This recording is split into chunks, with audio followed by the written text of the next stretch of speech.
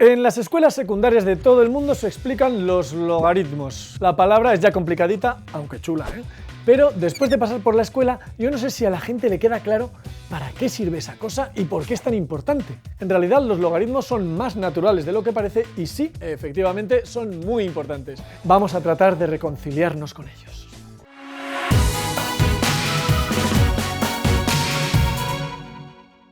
¿Qué queda a mitad de camino entre el 100 y el 10.000?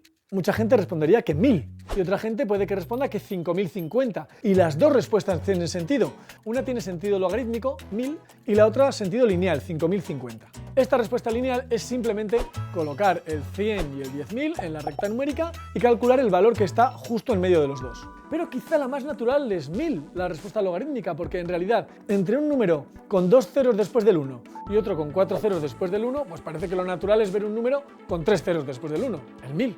Y este tipo de razonamiento lo usamos muchísimas veces. Es algo así como una estimación de los tamaños, de las cantidades, de las magnitudes, que sea manejable cuando tenemos magnitudes muy grandes o muy diferentes entre ellas. Es algo así como ser capaces de comparar cosas que difieren mucho entre ellas, por ejemplo, cuando decimos que alguien tiene un sueldo de 5 cifras o de 7 cifras, o en un lenguaje más coloquial que gana decenas de miles o que gana millones.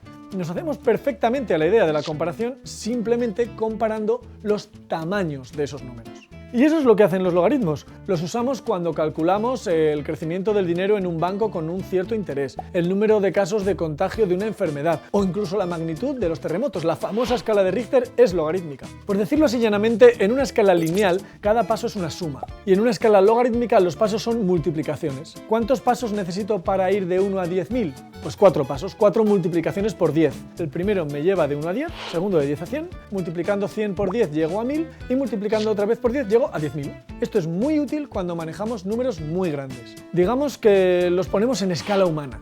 Matemáticamente, el logaritmo me dice cuántos pasos de tamaño 10 tengo que dar para alcanzar un tamaño de número determinado. Cuántas veces tengo que multiplicar por 10. A 10, en este caso, le llamo base del logaritmo. Y digo, por ejemplo, que el logaritmo en base 10 de 10.000 es 4. Necesito 4 multiplicaciones por 10 para llegar de 1 a 10.000. En notación matemática se escribe algo así. Si te das cuenta, multiplicar 4 veces por el mismo número se llama elevar ese número a 4. O sea que 10.000 es 10 elevado a 4. Y si te das cuenta, esto se va pareciendo a cómo nos lo cuentan en la escuela. Efectivamente, que 10.000 sea 10 elevado a 4 es otra forma de decir que el logaritmo en base 10 de 10.000 es 4. Y eso, exactamente eso, es lo que nos decían en la escuela. 4 es el número al que hay que elevar 10 para obtener el 10.000. Dicho en general, el logaritmo en base b de x es el número al que hay que elevar b para que dé x. O en nuestro lenguaje, ¿cuántas veces tengo que multiplicar por b para obtener x? ¿Cuántos pasos de esos tengo que dar para alcanzar x?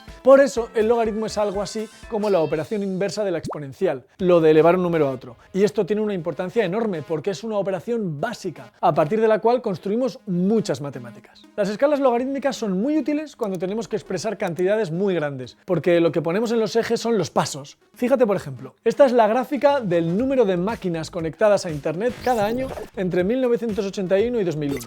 En 1981 había unos 300 y en 2001 unos 1000 millones. El eje vertical es logarítmico porque si fuera un eje lineal en el que de 1 a 2 midiera lo mismo que de 2 a 3 o que de 1001 a 1002 o de 10.001 a 10.002 y así todo el tiempo, para pintar esta gráfica tendríamos que si cada espacio entre dos números consecutivos fuera 1 milímetro, para llegar a la línea de 1000 millones necesitaríamos 1 millón de metros. Imposible. Y sin embargo, 1000 millones es el 9º paso multiplicando por 10 y podemos visualizar los datos perfectísimamente dejando un espacio de medio centímetro entre paso y paso en una escala logarítmica. Por supuesto, todo esto de los logaritmos lo podemos hacer tan general como queramos y podemos usar números reales con sus decimales y todo para definir logaritmos. Y esto abre todo un mundo de cálculo con logaritmos y exponentes, que es lo que aprendemos en la escuela. Aprendemos a manejar logaritmos de productos, de cocientes, etc., porque a la hora de hacer cálculos avanzados en muchas áreas, manejar con soltura el cálculo con logaritmos es muy ventajoso. Por ejemplo, una de las primeras fórmulas con logaritmos que aprendemos en la escuela es que el logaritmo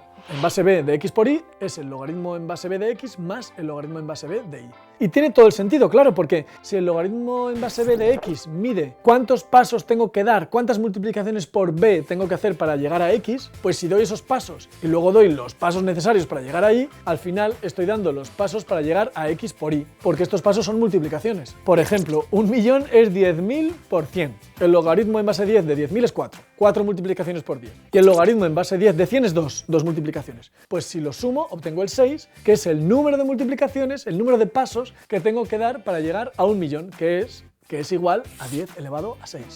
Podemos aprender mucho de la gráfica del logaritmo. Mirad, la gráfica de la función logaritmo en base b, que a cada punto x le asigna su logaritmo en base b, tiene esta pinta, por ejemplo, cuando b es 2, cuando es e o cuando es 10. Si te fijas, por la izquierda nunca llega a 0, porque no podemos conseguir el 0 multiplicando un número varias veces. Y tampoco tiene valores negativos, porque no podemos conseguir un número negativo multiplicando varias veces un número positivo. Bueno, hasta ahora hemos hablado casi todo el rato de logaritmos en base 10. El caso del logaritmo en base 10 es muy claro, porque esas multiplicaciones básicamente te dicen cuántos ceros tiene el resultado, o sea, cuántas cifras. Otros logaritmos muy usados son el de base 2, en que cada paso es multiplicar por 2, o sea, doblar una cierta cantidad, y el logaritmo en base e, que es muy loco, porque e es un número trascendente, con infinitos decimales y todo eso. Y lo loco del asunto es que a ese logaritmo se le llama logaritmo natural. Es que tiene que ver eso con la naturaleza.